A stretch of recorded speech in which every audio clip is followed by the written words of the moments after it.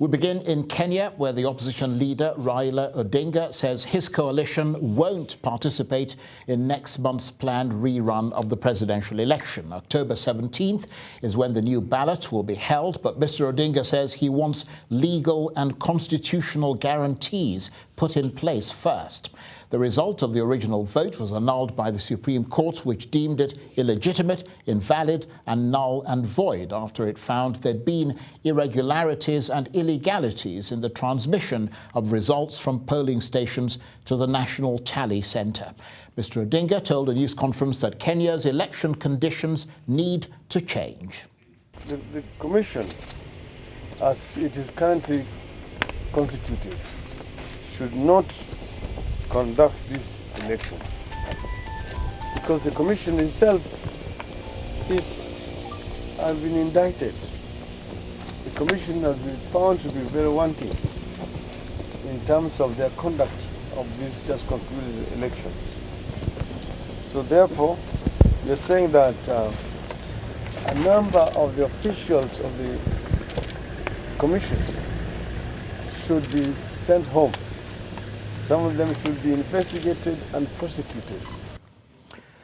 Well, for more on the unfolding situation in Kenya, I'm joined now in the studio by the African Affairs analyst and publisher of Africa Briefing, John Ofe-Ansah. Thank you very much indeed for coming in. You've been observing the whole Kenya election saga, assessing a lot of the analysis. What's your reaction to this latest development? Well, this is politics, and in politics, when you gain an advantage, you leverage it, to the utmost, and that is exactly what Raila Odinga is doing. He's got the leverage of the Supreme Court decision, right? So he's going to make every demand possible to be met before he contests the rerun. So it's just politics the guy is playing. He's got the leverage and he's using it. How big an issue could this demand become? Is it big enough to upset the ballot once again? It all depends. Look, about 19 million people voted in the first elections. Right? There's no guarantee that every single one of them, some live in the urban areas, but registered to vote in the rural areas. So it's not guaranteed every one of them is going to cast their vote. So that will have an impact on the rerun. Okay, and again, with the demands Odinga is making, look, last Friday when the Supreme Court announced the decision, right, the chairman of the electoral body, electoral commission, said yes, some personnel were going to be gotten rid of, right, and if need be, prosecuted for all the anomalies found.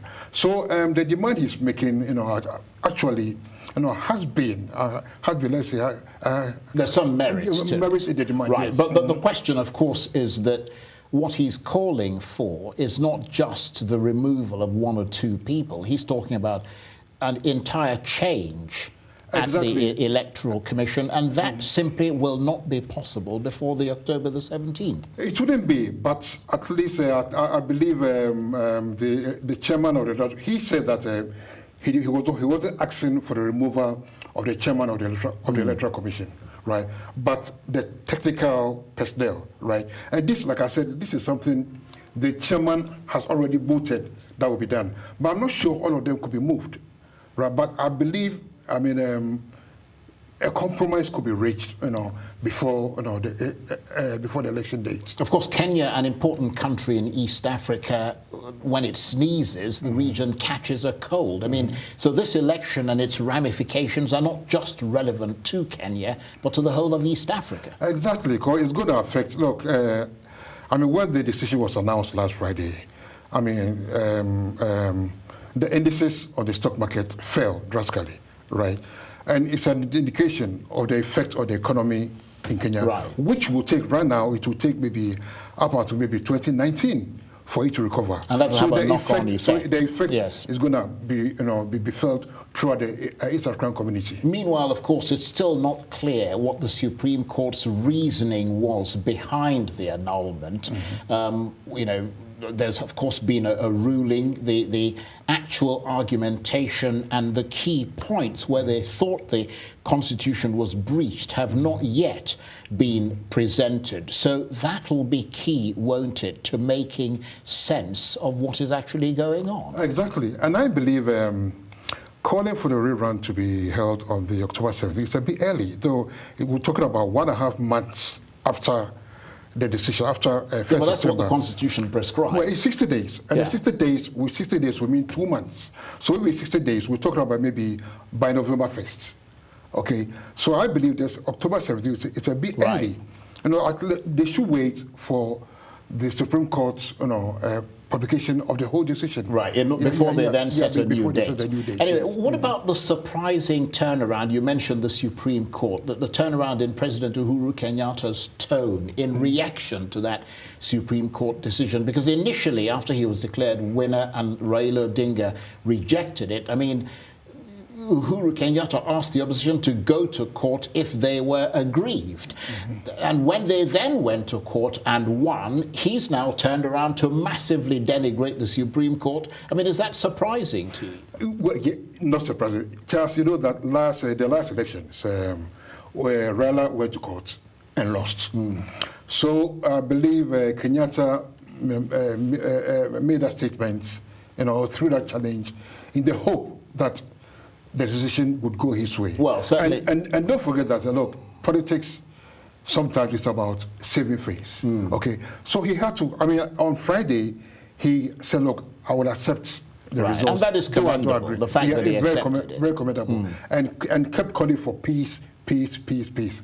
And then, in about 24 hours later, he went, to a rally, whatever. Basically. Yeah. Well, I mean, looking at social media, though, a lot of Kenyans are saying that his statements, such as calling the Supreme Court justices crooks, I mean, that they're essentially reckless and irresponsible, and that someone of his status and stature should not be denigrating the Supreme Court like that. Exactly. Again, he's playing, I believe, he is playing to the gallery. Right. Or, his ego, his political ego has been hurt, right? And he's trying to save face. Simple as that. Right. So, but you agree that it is commendable in the first place that he said he would respect the decision of the court, because, of course, in many other African countries, I mean, we saw what happened in Gambia, we see what is happening in Burundi, very few Supreme Courts would overturn a win of an incumbent president. Well, you see, it's a landmark, in contemporary African politics, and it goes to show, the gradual maturity of the multi-party politics that we are practicing. And again, it goes to show, the independence, the extent of the independence of the judiciary in Kenya, right? I believe and I hope that this decision will embolden other judiciaries in other African countries, to come out, with impartial decisions in cases like this. Of course, potentially this could lead to a major crisis, couldn't it? I mean, what do you see happening next, looking ahead? What I wouldn't like to mention, violence.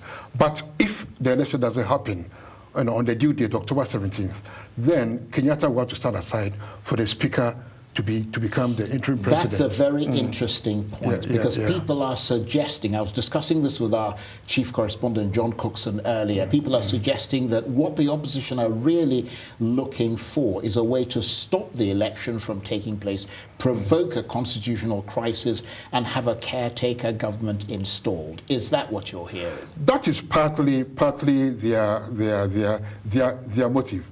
But if they press on that, they bank 100% on that, it may backfire. Because, look, from what happened, last Friday, it showed that, look, the Constitution is supreme, the judiciary is independent and fearless, so they cannot push their luck too far. But I mean, obviously, we're all speculating at this point. But I mean, if that is the case, I mean, it suggests that the opposition are simply not ready to take on a new election, which in the first place is what they actually wanted. Well, I think they are ready, I believe, but they have fears that if the same personnel are at posts. I mean, do right? they have a What point? chances? They do have a point. If the same personnel are at posts, what chances are that they'll get a fair result? So I believe that they have a point in calling for the removal of those technical personnel. Yes. Right. So is there a sense, though, that if these things are resolved, both sides are ready to lock horns on October the 17th? Yes, if everything, all things being equal, yes, they will lock horns on the due dates. How is the rest of Africa seeing this? I mean, you're from Ghana, you basically bestride the continent, you publish Africa Briefing, you're in touch with a lot of people. What are they saying about this? It is interesting. I remember I posted when the decision, the Supreme Court came out with a decision on Friday. I posted on Facebook what I thought, right? And the reaction was quite interesting. What do you think? People generally... What was it you posted on Facebook? That it was a landmark decision, historic, right. And I'm hoping that other African countries will take a cue from what's happening in Kenya, right? And the reaction I got, if only, the judiciaries in our respective countries will be as independent and as bold, right? It will be better for our respective countries. Yeah. Okay, John, thank you very much indeed. John Ofe-Ansah, the African Affairs analyst and publisher of Africa Briefing. Thank you ever so much. Thank you.